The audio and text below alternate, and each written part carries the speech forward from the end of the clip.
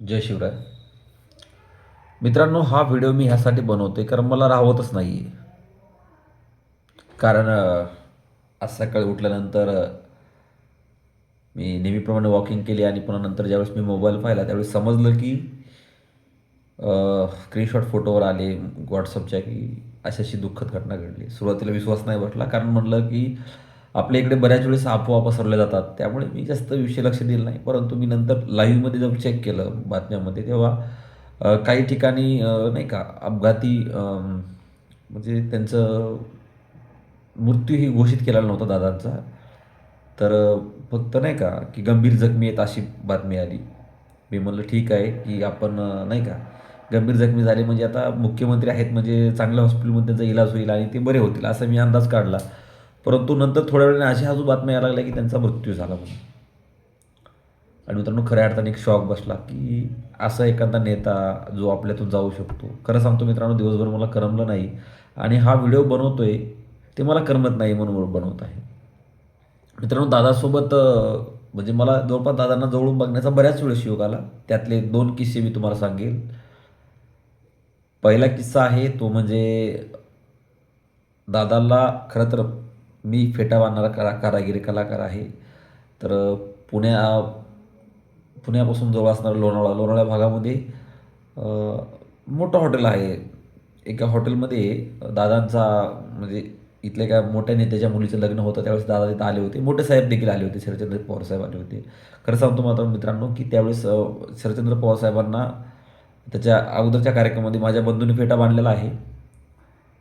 दादांजवळ मी फेटा घेऊन गेलो बांधण्यासाठी. दादा म्हणला, "आपण फेटा बांधतोय तुम्हाला म्हणजे फेटा बांधतोय."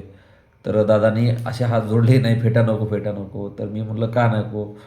तर मग ते शेजारचे मिस्किल हातावर घेऊन म्हणले, की "जोपर्यंत मुख्यमंत्री होत नाही तोपर्यंत फेटा बांधणार नाही." मी हसलो आणि मी बाजूला सरकलो कारण आयोजक म्हणू लागले, "बांधा." पण ते म्हणे, "नाही बांधायचं." म्हणल्यास मी साईडला सरकलो. मी मागे उभा राहिलो. काही फोटोग्राफरने फोटोही काढले. त्यावेळेस माझ्याकडे काही एवढा स्मार्ट मोबाईल नव्हता. परंतु काळाचा ओघाने योग घडत गेला पुढे आणि मी साहित्य क्षेत्रात असल्यामुळे मग नंतर काही पुस्तके माझे प्रकाशित झाले आणि मध्यंतरीच्या काळामध्ये एक पुस्तक प्रकाशित झालं. ते पुस्तक शेतकऱ्या सेवक. खऱ्या अर्थाने दादाला ते मला पुस्तक भेट द्यायचं होतं आणि म्हणून मी दादांच्या निवासस्थानी भेटायला गेलो. सोबत माझ्यासोबत काही मित्रपरिवार देखील होता. मग मी सर्वजण त्या दादांना भेटायला गेलो आणि मित्रांनो, दादांचं शेड्यूल एवढं व्यस्त असतानासुद्धा दादांनी वैयक्तिक मला भेट दिली. वेळ देखील दिला. लेखक या नात्याने मला ते भेटले आणि त्यांची भाषा, त्यांचं बोलण्याचं कौशल्य हे खरं सांगू का म्हणजे माझं अंग थरथर कापत होतं. म्हणजे त्यांच्यासमोर उभा राहिलो त्यावेळेस, की भलेही मी इथं हजारो लोकांसमोर स्टेजवर बोलतोय, परंतु जेव्हा अशा एखाद्या व्यक्तीसमोर उभा राहिलो, ते माणूस बोलल्यानंतर मी सुद्धा माझे हात थरथर कापू लागले. कारण बोलण्यामध्ये त्यांचा एक खूप मोठा जरब होता आणि त्यामुळे मी सुद्धा म्हणजे त्यांच्यासमोर घाबरलेलो होतो. परंतु दादांनी नाही का सामावून घेतला आणि म्हणले, "वा, लेखक कुठून बोलताय? कोणत्या गावचा आहे?" तर मग मला मी म्हणलं, "मी माजलगाव जवळचं माझं खराताळगाव गाव आहे." "अच्छा, म्हणजे आमच्या प्रकाशदास सोळंकेचे तिथले म्हणा की." म्हणलं, "हो." म्हणजे खूप माजलगाव मतदारसंघ म्हणजे सगळ्यात महत्त्वाचं त्या माणसांचं एक विशेष खूप वेगळा होता खऱ्या अर्थाने आणि मग नंतर त्यांना पुस्तक भेट दिलं, काही सोबत फोटोही घेतले. मी तो दिवसभर आज फोटो टाकला माझ्या स्टेटसला. परंतु खऱ्या अर्थाने त्या माणसाविषयी ना, की अनेक लोकांना मी म्हणतो, की विरोधकसुद्धा भरपूर होते. म्हणजे त्यांच्या काही गोष्टी लोकांना आवडत नव्हत्या किंवा काही गोष्टी व्हायच्या राजकारणातल्या किंवा त्या गोष्टी कधी-कधी आवडतही नव्हत्या. परंतु ते एक असं व्यक्तिमत्व होतं किंवा तो एक असा नेता होता, की दुश्मनाला देखील हेवा वाटावा त्या व्यक्तिमत्त्वाचा, असं एक व्यक्तिमत्व होतं. आपल्या भाषेमध्ये सांगतो, की आज विरोधक जे त्यांच्या विरोधात बोलणारे लोक असतील किंवा आज अंजलिया दमाने यांची त्यांची आपली पोस्ट वाचली, की ती महिला किंवा ती लेडी सांगितली, की "मी दादांच्या विरोधात एवढे-एवढे लढले किंवा त्यांच्याविषयी पुरावे गोळा कर, ह्या गोष्टी कर, त्या गोष्टी कर." परंतु ते आज गेले सोडून त्याचं मला खूप दुःख होतं. म्हणजे विरोधकांना सुद्धा त्यांच्या डोळ्यात पाणी काढणारा हा एकमेव नेता होऊन गेला आणि ही खऱ्या अर्थाने महाराष्ट्राची खूप मोठी हानी आहे. कारण शाहू फुले आंबेडकरांचा विचार घेऊन चालणारं ते एक व्यक्तिमत्व आणि एक आगळं-वेगळं व्यक्तिमत्व म्हणून होतं आणि दादांची एक वेगळी ओळख होती, वेगळी क्रेज होती. ते दादा नावात त्यांचा दादा होता आणि त्यांची भाषाशैली खूप स्ट्राँग होती आणि विशेष म्हणजे अ, दादा एक व्यक्तिमत्व रोखठोक होतं, की पत्रकार परिषद म्हणलं, की दादांची पत्रकार परिषद अनेक लोकं आवर्जून पाहायचे. कारण मित्रांनो दादा त्यांची स्वभाव बोलण्याची स्टाईल ही खूप वेगळी होती. कारण त्यांची कधी पत्रकार परिषद बघताना लोकांना बोर होत नव्हतं आणि दादा प्रत्येक वेळेस त्यांच्या फटकेबाजीमध्ये बोलायचे. त्यामुळे खूप मिश्किल असं व्यक्तिमत्व होतं आणि विशेष म्हणजे रोखठोक.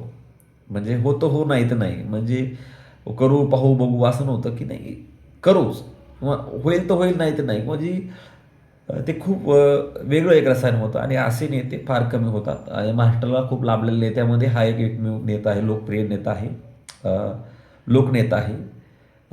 मागे आपल्या पाठीमागे होऊन गेलेले म्हणजे आम्हाला जेवढं कळत नाही, परंतु गोपीनाथजी मुंडे साहेब असतील, विलासरावजी देशमुख असतील, आर. आर. पाटील आबा असतील आणि त्यानंतर एक लोकप्रिय नेता म्हणजे आजच्या काळामध्ये आदरणीय दादा अजितदादा पवार साहेब.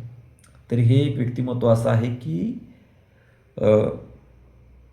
कधी न महाराष्ट्राची पोकळी भरून निघणारं हे व्यक्तिमत्व आहे. असे नेते पुढे होतील, नाही होतील माहीत नाही आहे, परंतु पुढे महाराष्ट्र कसा चालेल, काय होईल, शेवटी चालेलच. त्यांचं भाषण मागच्या 2 दिवसाचं आपण बघितलं, की माणसं निघून जातात हो, पण जग जग राहतं.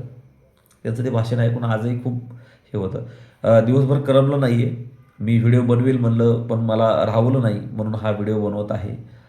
मित्रांनो, दादांच्या सहवासात काही क्षण, काही मिनिट, काही वेळ राहण्याचा मला योग आला आणि ते कायम आठवणीत राहील.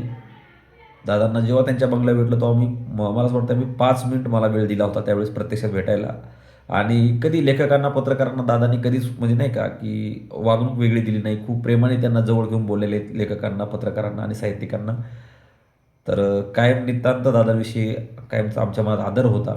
भलेही ते व्यक्तिमत्व राजकीय क्षेत्रात असेल, की आज या पार्टीत, उद्या त्या पार्टीत, तेवढ्या क्षणापुरता प्रत्येकाला रागही आला असेल दादांचा प्रत्येक वेळेस. परंतु ते कसं का असेना ते एक व्यक्तिमत्व खूप हृदयाच्या जवळचं होतं असं म्हणायला हरकत नाही. कारण आज महाराष्ट्रातल्या प्रत्येक व्यक्तीला घरातला एखादा कोणतरी कर्ता पुरुष गेला आहे, अशीच भावना प्रत्येकासोबत झालेली आहे.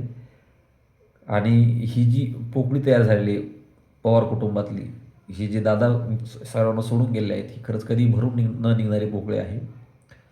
दादा जड अंतःकरणातून मी भावपूर्ण श्रद्धांजली तर नाही अर्पण करू शकत, कारण श्रद्धांजली म्हणायला गेलं तर माणूस निघून गेला असं म्हणतात. परंतु तुम्ही प्रत्येकाच्या कायम आठवणीत आहात, कायम प्रत्येकाच्या मनामध्ये आहात. कारण तुमचे व्हिडिओज आम्ही बघतोय तर आजही असं वाटत नाही की तुम्ही आमच्यातून गेला आहात. खरंच मी आता सोशल मीडियात पाहत होतो, कारण दिवसभर मी मोबाईल बघतोय. परंतु एक जणाने खूप गमतीशीर खूप छान लिहिलं होतं, की दादा परत तुम्ही एका दिवशी उद्या अचानक येऊन सांगताल, की "अरे, मी त्या विमानात नव्हतो. ते विमानात आम्ही नव्हतोच. ते विमान दुसऱ्याचं होतं. आम्ही तर इकडं होतो." आणि दादांचे असे अनेक जुने किस्से पण आहेत ना, की दादा अचानक नॉट रिचेबल असतात वगैरे, तर दादा अचानक पुन्हा येतात. तर तसं दादा अजून तुम्ही येऊन आम्हाला तर सांगताल असं वाटतंय. तर असा नेता होणे ना. धन्यवाद.